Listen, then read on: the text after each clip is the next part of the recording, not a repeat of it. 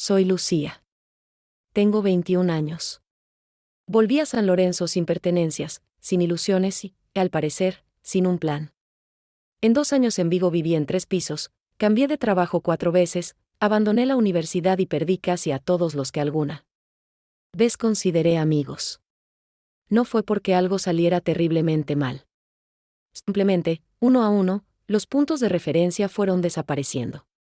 Día tras día, sin sostén. En algún momento dejé de entender para qué levantarme por las mañanas. Mi padre murió cuando yo tenía 12. Mi madre desapareció incluso antes, nadie sabe dónde está. Solo recuerdo su rostro por una vieja foto junto al espejo del pasillo. Me crió mi tía Elena. En su casa todo sigue casi igual a como lo recordaba. Incluso el papel pintado del salón todavía está un poco despegado junto a la ventana, como cuando yo me escondía allí para evitar los castigos. Me dio la habitación de mi madre. Dijo simplemente, puedes quedarte el tiempo que necesites. No pregunté más. No tenía ganas de explicar que no había vuelto a casa, porque ya no hay casa. Y que no estaba empezando de cero, porque no tengo fuerzas para empezar. Nada. Simplemente no sabía a dónde más ir. Los primeros días pasaron lentamente. Las mañanas empezaban con un café que preparaba sin ganas, solo para poner en marcha el día. Mi tía estaba ocupada con la casa, la huerta, su trabajo en la clínica del pueblo, nos veíamos poco. A veces soltaba frases breves, ¿quieres ayudar con las conservas? O, si vas a estar en casa, riega las flores del porche. Pero no hacía preguntas. Tal vez simplemente sabía que yo no estaba lista para hablar. Salía a pasear, por las calles donde antes andaba en bicicleta. Todo parecía más pequeño. Las casas, más bajas, las calles, más estrechas, la gente, más vieja.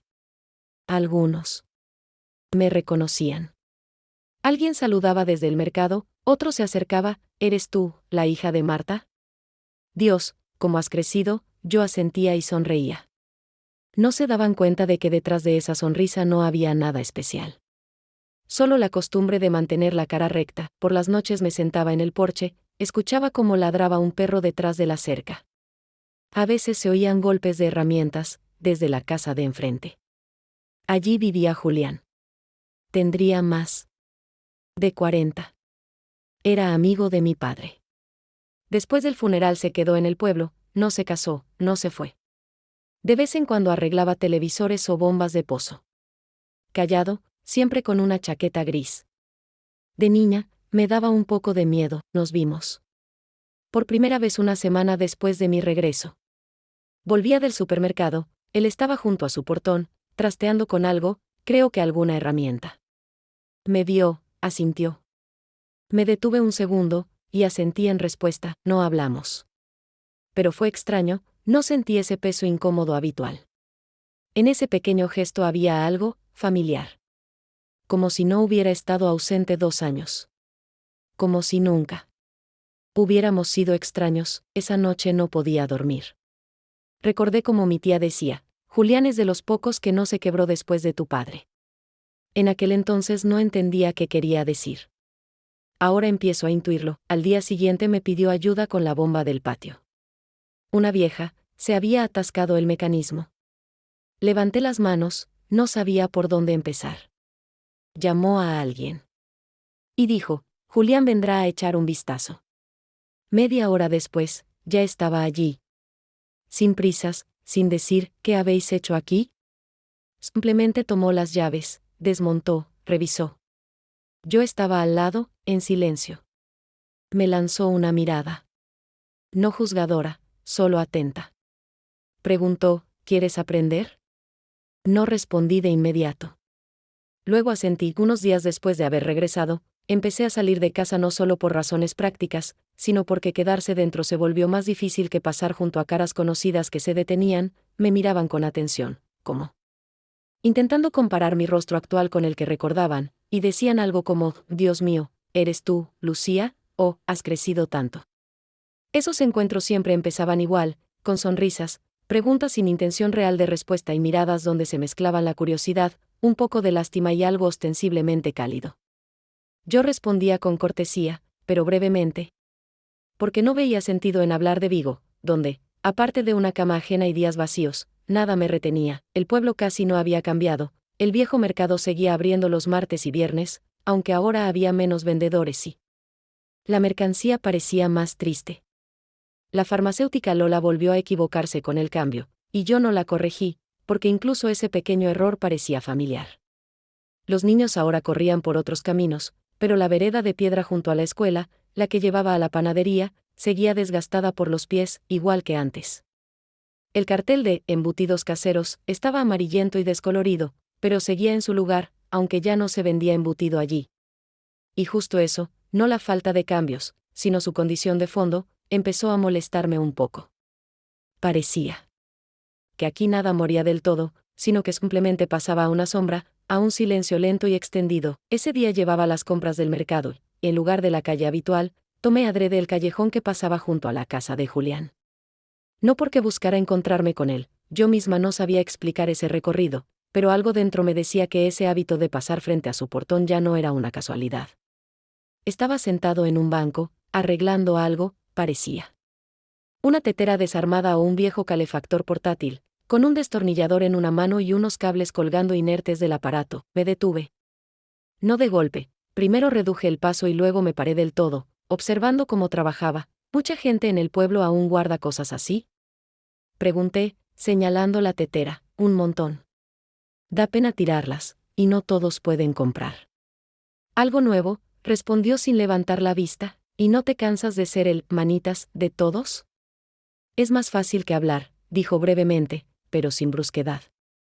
Y, contra mis expectativas, no sentí que eso fuera una indirecta para terminar la conversación, más bien lo contrario, como si hubiese dicho exactamente lo que podía decir en ese momento. Asentí. Entonces no te molesto. Por fin me miró, directo, no por mucho tiempo, pero con esa atención que es imposible confundir con mera cortesía. ¿Vas al centro?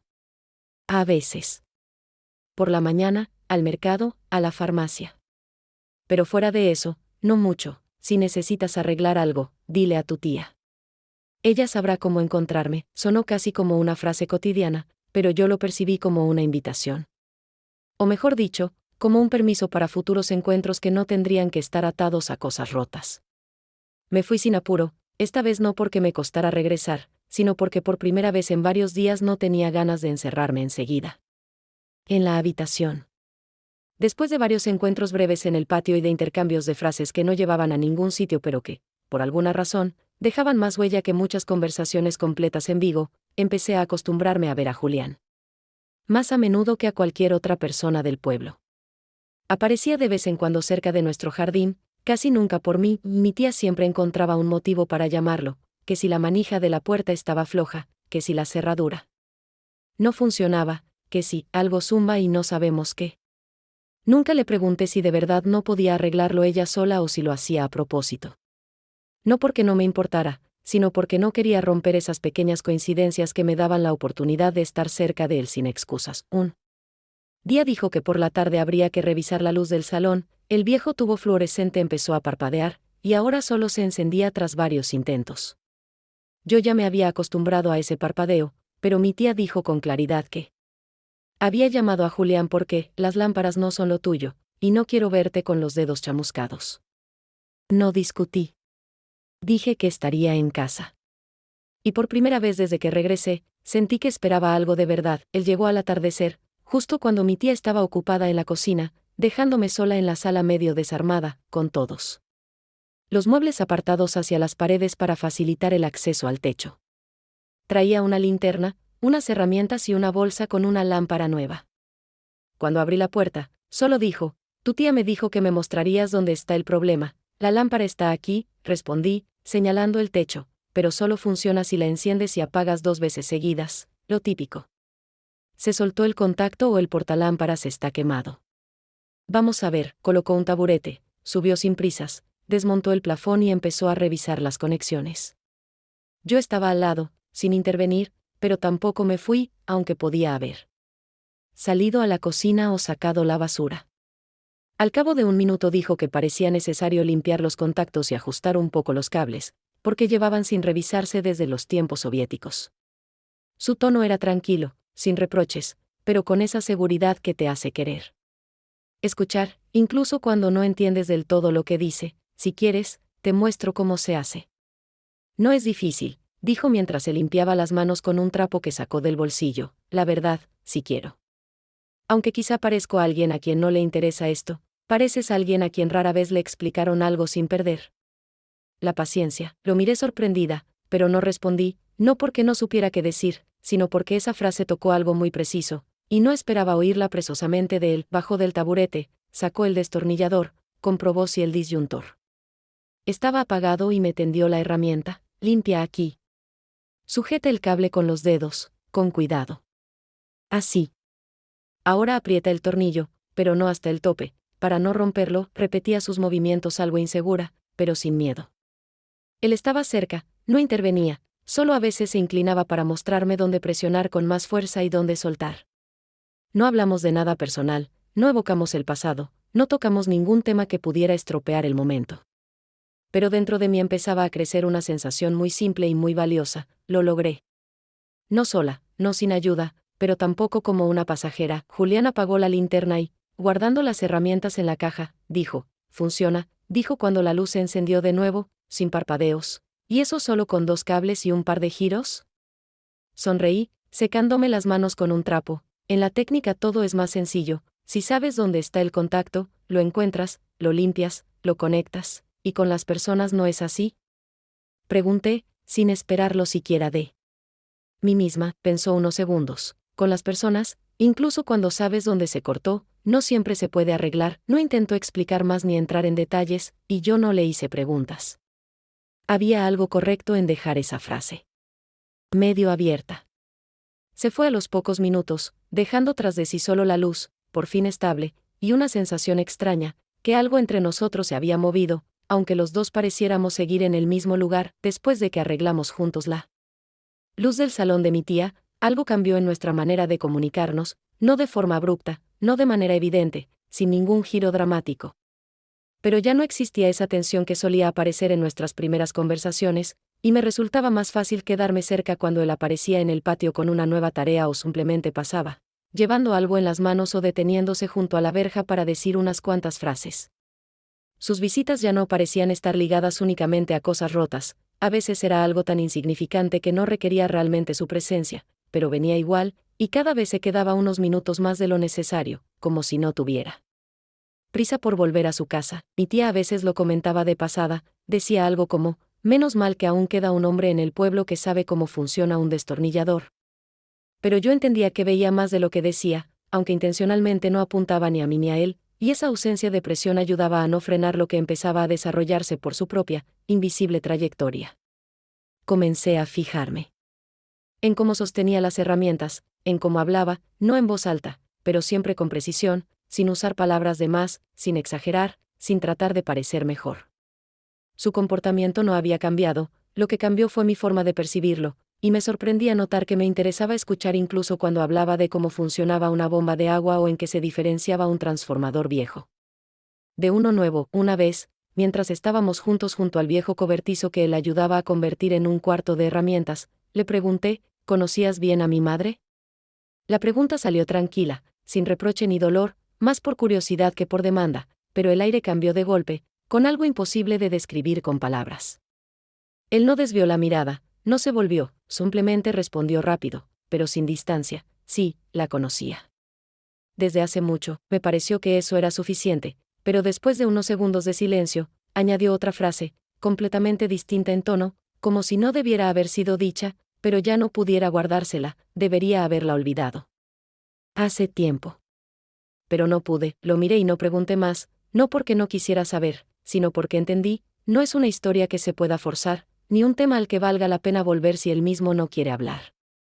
Esas palabras no cambiaron mi relación con mi madre, no explicaron nada, no pusieron nada en su lugar, pero sentí que para él ella no era simplemente una mujer desaparecida, ni solo la esposa de alguien, ni una figura incidental de su pasado. Desde entonces, nuestras conversaciones se volvieron un poco más cuidadosas, no frías, no tensas, pero cada nueva palabra parecía tantear el suelo antes de apoyarse.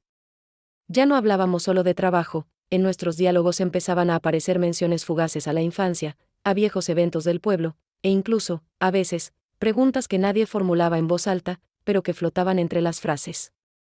Y al mismo tiempo, comenzamos a callar más a menudo, no por falta de temas, sino porque en el silencio surgía algo propio, autosuficiente, que no pedía palabras, pero sí presencia. Su silencio ya no parecía contención, se volvió para mí una forma de confianza, o al menos, de costumbre hacia la calma. Empecé a descubrir que esperaba pequeños desperfectos que pudiéramos arreglar juntos, no porque necesitara realmente ayuda, sino porque cada movimiento compartido, cada herramienta pasada de mano en mano, cada explicación o pregunta creaba una sensación de algo en común. No llamábamos a eso encuentros, no los planeábamos ni los contábamos. Pero yo sabía, si algo volvía a pasar, aunque fuera algo mínimo, él vendría, y cada vez que lo veía en la puerta, ya no me preguntaba por qué sentía alivio. La noche siguiente regresé del mar más tarde de lo que había planeado. Primero me quedé largo rato sentada en el muelle, hasta que el frío se me metió en la espalda, luego vagué sin rumbo por calles donde hacía tiempo no pasaba, y al final llegué al patio de casa justo cuando el sol ya se había puesto y las ventanas empezaban a parpadear con lámparas cálidas.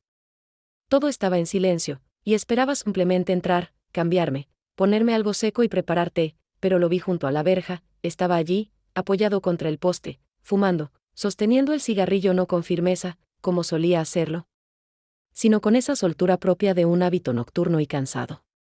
No me sorprendí, porque ya me había acostumbrado a que nuestros encuentros fueran inesperados, pero no accidentales. ¿Sueles pasar por aquí sin motivo?, pregunté, tratando de sonar como una broma, aunque no estaba segura de haberlo logrado. Vivo al otro lado del patio, respondió, sin sonreír, pero tampoco incómodo. Lo sé.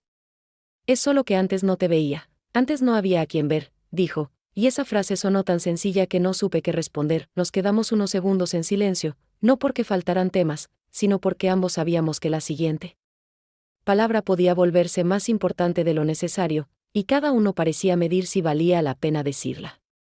Luego pregunté, sin pensar mucho en la entonación, ¿nunca te arrepentiste de haberte quedado?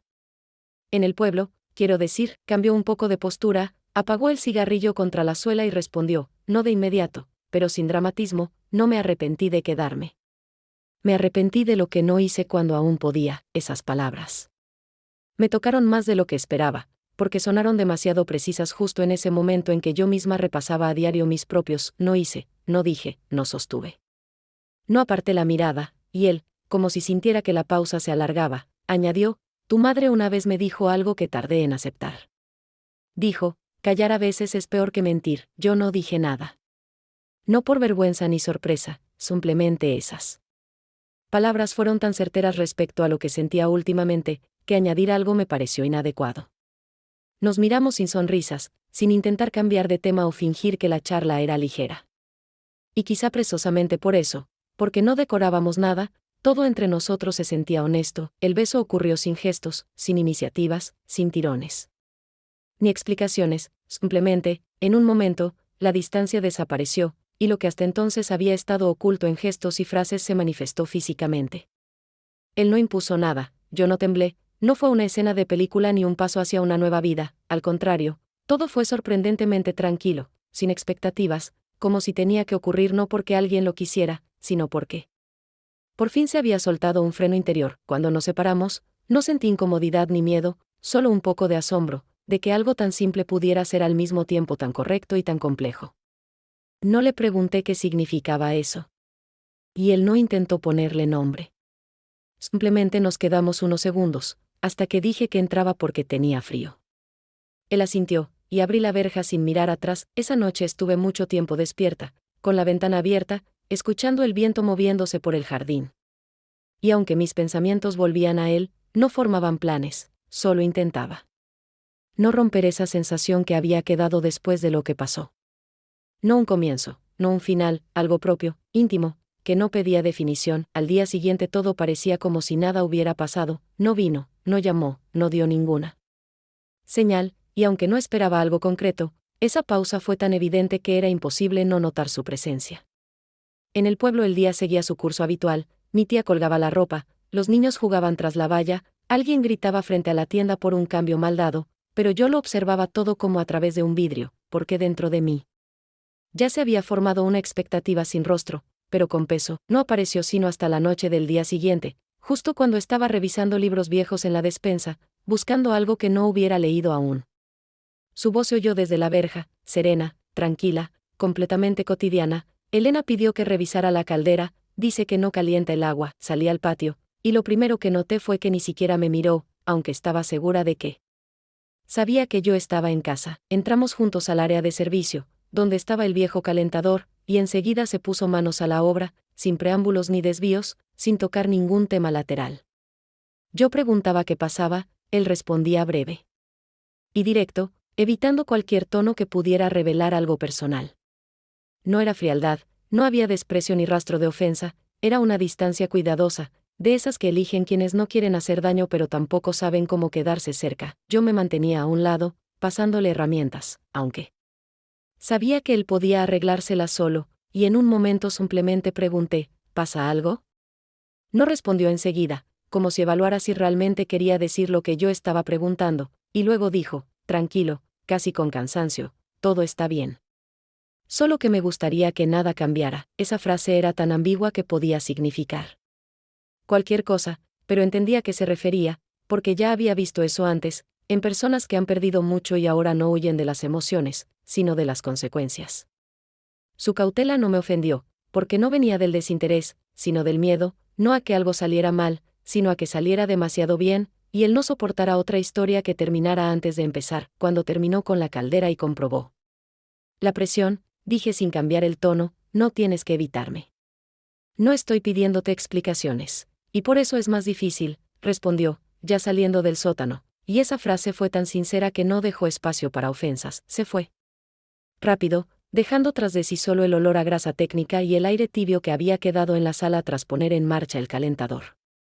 Volví a la cocina, preparé té y me senté junto a la ventana, sin saber qué me molestaba más, su silencio cuidadoso o mi propia disposición a aceptarlo en lugar de romperlo con una pregunta directa, y aún así, lo que más me dolía no era que se hubiera ido, sino saber que el beso no fue un error ni un impulso emocional, fue una elección, hecha con conciencia, aunque con timidez. Y por eso su retirada no parecía un accidente, sino una decisión de huir justo cuando había aparecido la posibilidad de quedarse. Después de su última visita, que no dejó ni explicaciones ni esperanzas, traté de no volver mentalmente a lo que había pasado, y más aún, a lo que no pasó, aunque esos pensamientos surgían incluso mientras fregaba el suelo o cortaba pan. No como imágenes obsesivas, sino como un fondo que no se apaga aunque mires hacia otro lado. Mi tía no preguntaba nada, pero me observaba con más atención que de costumbre, y a veces, cuando me demoraba en el porche o volvía de un paseo. Más tarde de lo que había dicho, simplemente soltaba frases como, pensé que ya estabas con alguien, aunque en su voz no había ni insinuaciones ni ironía, solo la constatación de que notaba algo. Fue justo en ese momento cuando apareció Javi. Habíamos estudiado juntos en la escuela. Nos sentábamos en pupitres vecinos hasta 9º grado, y luego casi no nos vimos, porque yo me fui a estudiar y él se quedó en el pueblo, trabajando aquí y allá, ayudando a su padre en el taller. Y de pronto, resurgió, nos encontramos por casualidad cerca de la tienda. Al principio fue solo una charla entre dos personas que se conocen lo suficiente como para no empezar desde cero, pero no tanto como para tener que recordar cosas. Unas pocas palabras, un par de bromas, y noté que me escuchaba con atención, sin interrumpir, y en general se comportaba mejor de lo que yo recordaba. Al día siguiente ayudó a mi tía a cargar sacos de fertilizante al huerto, y ella lo invitó a tomar té sin preguntarme si me parecía bien. Él aceptó encantado, se sentó frente a mí, me preguntó sobre Vigo, sobre los estudios, sobre si pensaba quedarme mucho tiempo, y aunque la mayoría de sus preguntas parecían formales, no había en ellas esa insistencia que tanto detestaba. Yo respondía con cautela, pero sin hostilidad, y cuando al día siguiente trajo un café de la cafetería del pueblo, en vaso de plástico, diciendo, supongo que estás acostumbrada a los sabores de ciudad, pero esto es mejor que nada.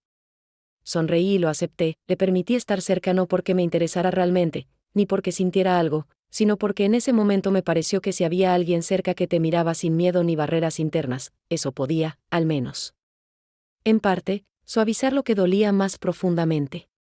Caminamos un par de veces, nos sentamos en el banco frente a la escuela, recordamos a los compañeros de clase, nos reímos de cómo habían cambiado los profesores, todo parecía fácil, normal, sin tensión, sin dobles sentidos, y por eso pensé que quizás la sencillez también era una forma de sanar. Cuando me tomó de la mano, no la retiré, el gesto fue suave, atento, sin presión, y podría no haberle dado importancia si en ese mismo instante no me hubiera asaltado un pensamiento tan fuerte que lo sentí en el cuerpo. Yo no estaba ahí.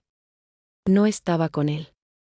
Estaba sentada junto a Javi, escuchándolo hablar de su trabajo en la agroempresa, pero mentalmente me hallaba en otro lugar, junto a otra persona con la que no sabía estar tranquila, pero tampoco sabía mantenerme alejada. Volví a casa con la sensación de haber hecho algo mal, no porque Javi fuera el equivocado, ni porque me hubiera prometido nada, sino porque me permití fingir que su ausencia no me afectaba, cuando en realidad todo en mí giraba en torno a eso. No me sentía culpable, pero sí herida por la injusticia, hacia mí misma, hacia quien intentaba acercarse, y hacia quien ya había estado cerca pero dio un paso atrás. Estuve mucho tiempo en mi habitación, escuchando como desde la casa vecina se oía el viejo televisor, ese sonido familiar que en la infancia significaba que el día acababa y todos se iban a sus cuartos.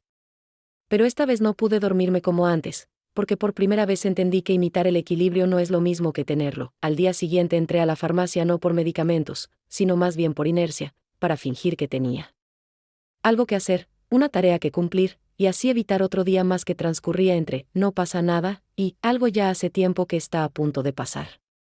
Allí trabajaba doña Inés, una mujer de unos 60 años, con la que nos veíamos poco, pero que recordaba desde la infancia, porque antes trabajaba en la clínica del distrito y además dirigía un grupo de anatomía en la escuela, al que mi tía me había inscrito a la fuerza. Intercambiamos algunas palabras sobre el clima, sobre un nuevo lote de vitaminas que le habían prometido hace una semana y aún no llegaba, y luego, de pronto, me miró un poco más largo de lo que normalmente se mira a un cliente, y preguntó: ¿tienes pensado quedarte mucho tiempo en San Lorenzo? Me encogí de hombros, sin saber bien qué responder, y en lugar de algo claro, solté una frase ambigua, algo como: mientras haya donde vivir y qué hacer, me quedo, después ya se verá. Su mirada no se apartó, pero tampoco fue insistente. Solo parecía estar sopesando algo, y luego dijo una frase que al principio no entendí del todo, porque sonó como si no me la dijera a mí, sino a alguien a quien veía en mí: tu madre vivió mucho tiempo como si le debieran algo. Y luego, se fue. Esas palabras no sonaron con juicio, ni con pena, ni siquiera con compasión, simplemente como una constatación de un hecho, algo que había permanecido sin decirse mucho tiempo, y ahora salía no para causar drama, sino para traer claridad. Yo estaba de pie frente a la vitrina de los termómetros, sin saber cómo reaccionar, y sin apartar la vista de sus manos, que acomodaban algo en el cajón. Pregunté: ¿se fue de él? Inés guardó silencio. Parecía estar midiendo si tenía derecho a responder, si le correspondía, si debía meterse en una historia que desde hacía tiempo ya no era de nadie, salvo de quienes quedaron. Y luego, sin mirarme, dijo muy bajo, casi dudando: él no tuvo la culpa. Simplemente no pudo. Como muchos de nosotros, no era un intento de justificar a nadie ni de dar explicaciones, era algo más profundo, más íntimo, de esas verdades que no se explican con lógica. Aunque no entendí del todo qué quería decir ni qué ocurrió en realidad, sentí como dentro de mí empezaba a disolverse cierta tensión antigua, vaga, no por las palabras en sí, sino por el tono con que fueron dichas, porque en él había más experiencia que en todas mis conclusiones de los últimos años. Cuando salí de la farmacia, me costaba ordenar los pensamientos, porque esas pocas frases empezaban a desplegarse en la memoria, no como parte de una historia ajena, sino como un espejo donde por primera vez aparecía mi reflejo desde otro ángulo. Comprendí que todo lo que pensaba sobre la fuerza, la debilidad, la huida y la responsabilidad no era tan lineal como me parecía antes. Las personas no siempre se van por desinterés o por rabia, a veces simplemente no soportan el peso de las expectativas que nunca pidieron. Por la tarde, al volver a casa, mi tía estaba podando las ramas cerca de la cerca, y quise ayudarle, pero no pude moverme, porque en mi cabeza aún resonaba: él no tuvo la culpa. Simplemente no pudo. Esa frase giraba en mí una y otra vez, y cuanto más lo hacía, más claro veía que no tenía derecho a exigirle a alguien valentía solo porque yo ahora la tenía. Y que la honestidad no siempre es la capacidad de decir la verdad, a veces es simplemente la capacidad de reconocer que no puedes decir nada. Tardé mucho en decidir si quería volver a verlo. Pensaba que, después de todo lo que se había dicho y lo que había quedado en silencio, tal vez ya no era necesario hablar. Pero lo que sentía desde hacía semanas no se desvanecía. Ya no era miedo al rechazo ni temor a no ser comprendida. Era simplemente la necesidad de dejar de vivir con la idea de que mis emociones son algo que debo esconder o por lo que tengo que disculparme. Cuando por fin tomé la decisión de ir a verlo, no había una razón clara. No encontraba una forma adecuada de empezar.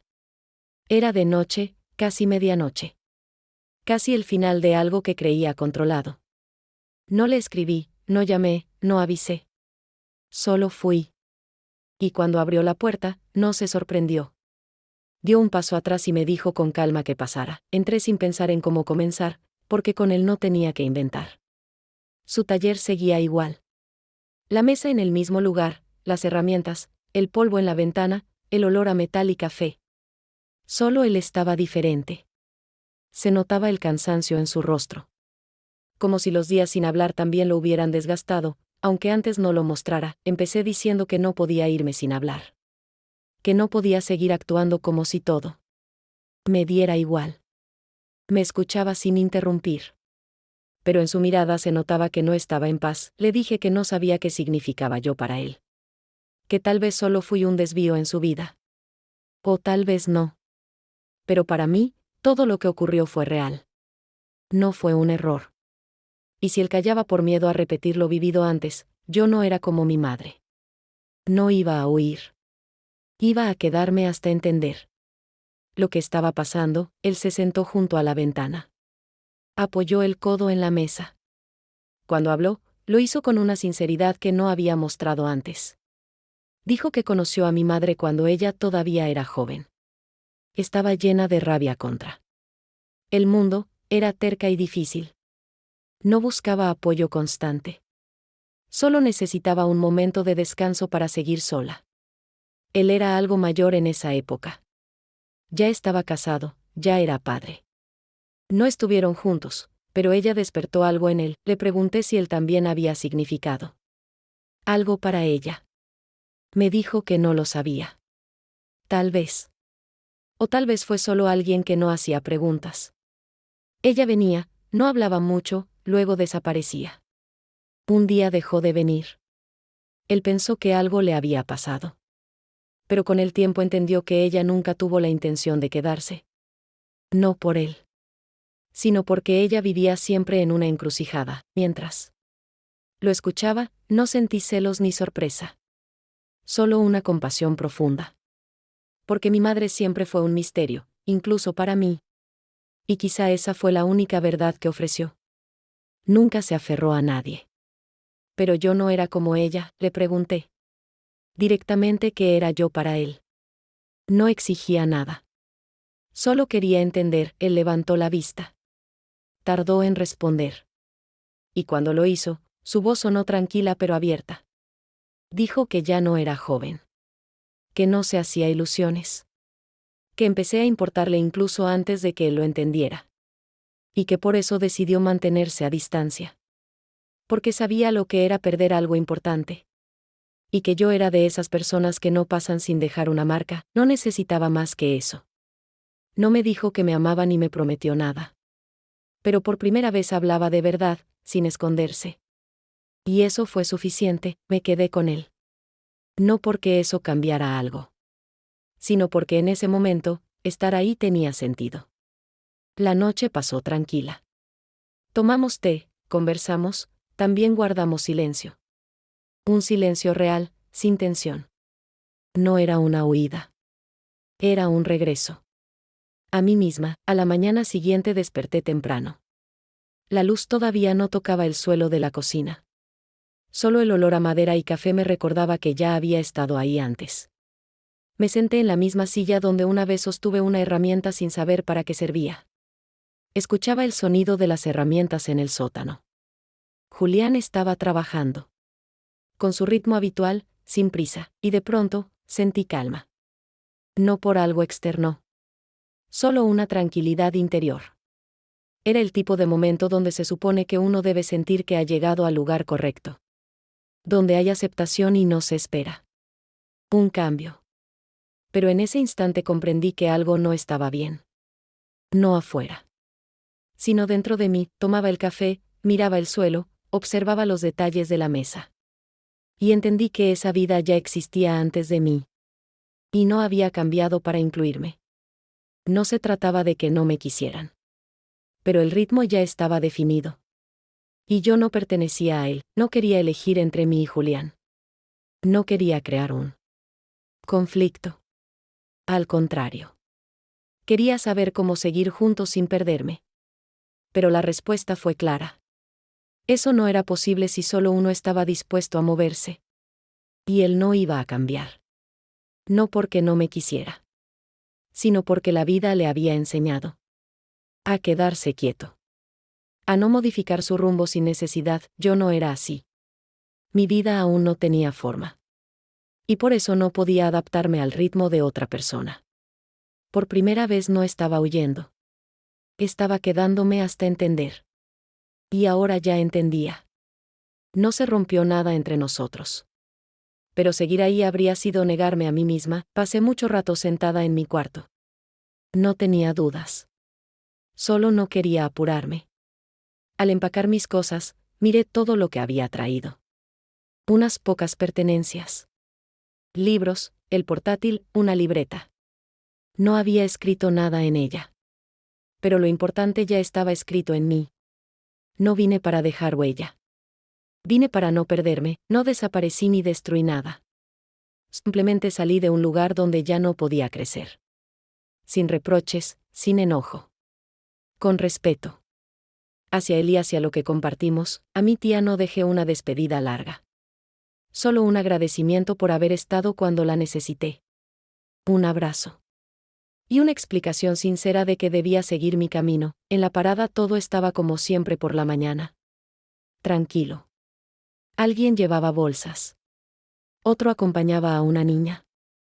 Alguien más tomaba café junto a un kiosco. La rutina seguía su curso. Pero dentro de esa normalidad, sentía que algo importante se estaba cerrando. Como un lazo firme que no apretaba pero sostenía, y entonces lo vi. Estaba al otro lado de la calle. De pie. Igual que aquella vez cuando nos cruzamos tras mi regreso. No dijo nada. No se acercó. Solo estaba ahí. Presente. Sin imponer. Y supe que no era casualidad. Era su manera de estar, lo miraba sin tristeza. Solo con gratitud. Una que no necesita palabras. Porque todo ya había sido dicho. Y lo que quedaba, ya no hacía falta explicarlo. En ese momento entendí por completo. Los dos no éramos de los que se aferran. No luchábamos hasta rompernos.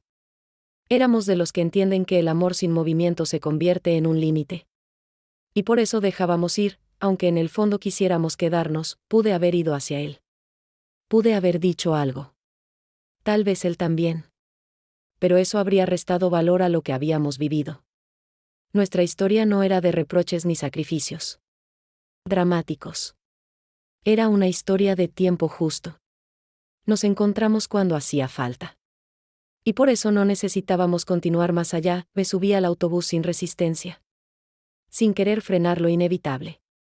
No porque no me importara. Sino porque por primera vez me elegía a mí. No contra él. Sino junto a mí. No fue egoísmo. Fue una decisión madura. Difícil, sí. Pero clara.